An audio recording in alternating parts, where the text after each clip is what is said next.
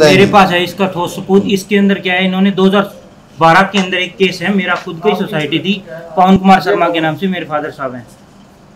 तो उसके अंदर क्या है कि उस टाइम 2012 के अंदर इस मिल्क प्लांट का जो डायरेक्टर था वो महेंद्र पूनिया था। उसके अंदर सीएम विंडो के अंदर एक रिपोर्ट है जिसकी मैं आपको दिखाना चाहता हूँ। इस पूरी रिपोर्ट के अंदर इन्होंने क्या किया है कि फ़ोन, जीप किराया और शेयर पूंजी और जो संघ में जो पार्टी की गई थी उसके पैसे मेरे पापा की पेमेंट से काटे हुए इन्होंने। उसकी एक कॉपी मैं आपको दे देता हूँ यहीं। और दूसरा इसके ऊपर उसके बाद में 2012 के अंदर पापा ने एक 6 नवंबर 2017 के अंदर पापा ने एक आरटीआई लगाया था। उसके अंदर ये पूरा विभाग दोषी पाया गया था। उसकी एक रिपोर्ट मैं आपको अभी दे देता हूँ। और दूसरा ये जो सीएम विंडो की जो कार्रवाई थी सीएम 2017 के अंदर 108/642 इसके अंदर है। मैंने पूरी 1 साल तक 2 साल तक ये कंप्लेंट चली है मेरी। 14/6/2019 को इन्होंने अपने आप इसको क्लोज कर दिया। ना हमें कोई इंटीमेशन दिया ना कोई बात। पूरा ये तो अब आए हैं इसके अंदर। हम पहले के भुगत भोग किए हैं इसके अंदर। बहुत सालों से इसके अंदर एसएस कोहली होता था उस टाइम, तो उसने बहुत सारे गबन किए हैं इसके अंदर। अब ये क्या करते हैं, सीएम सब्सिडी के थ्रू 5 रुपए का जो इनका सिस्टम है ना, वो आधे आप खाते हैं, आधे किसी संचालक को देते हैं। ये वीटा मिल्क प्लांट में भ्रष्टाचार का मामला है।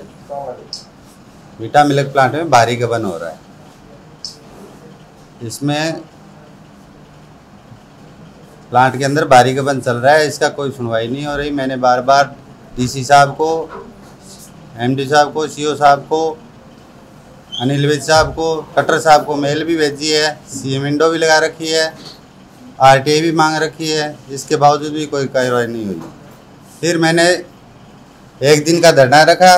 धरना रख के सीओ साहब को ज्ञापन सौंपा। मैंने सीओ साहब को ज्ञापन सौंपने के बाद उन्होंने उनको 1 हफ्ते का टाइम दिया था। अभी 1 हफ्ते के अंदर आप हमारी समस्या सुनते हो तो ठीक है, नहीं तो हम 17 तारीख से धरने पर बैठेंगे, पड़ाव डालेंगे। हमारी कोई सुनवाई नहीं हुई। फिर हमने वहाँ अपना पड़ाव डाल दिया। 17 तारीख को धरने पर बैठ गए सभी। उसके बाद कोई अधिकारी हमारे पास आया नहीं। एक दिन अधिकारी कुछ आए थोड़े बहुत, वो अपनी ऐसे वैसे बोल के चले गए। उसके बाद हम बैठे रहे। 8 दिनों बाद हमारे पास अधिकारी आए, डायरेक्टर आए, चेयरमैन आए, कुछ और पूर्व चेयरमैन भी मौजूद थे, पूर्व डायरेक्टर भी मौजूद थे, गांव के मेरे पूर्व सरपंच भी मौजूद थे। उन लोगों सब के सामने उन्होंने आश्वासन दिया हमें कि आप आज के बाद ना तो कोई प्राइवेट दूध उठेगा और ना ही राजस्थान का दूध आएगा। सही से कमेटी बना के हम जांच करेंगे। और जांच उन्होंने शुरू की, वो फर्जी तौर पे की। उस जांच के नाम पर उन्होंने जो सोसाइटियों, बंद पड़ी सोसाइटियाँ, उनमें दूध चढ़ रहा था प्राइवेट, उस दूध की जो कागजात थे वो पूरे करने के लिए गए थे। वो जांच के बहाने से उनके कागजात पूरे किए उन्होंने, ना कि जांच की है। जो उनके कमियां थी ना उनके रिकॉर्ड में, वो रिकॉर्ड में कमियां पूरी करने के लिए गए थे जांच के बहाने से। उनके अपने रिकॉर्ड पूरे कर दिए। वे ऐसे दूध सही है, कागजों में सही दिखा दिया।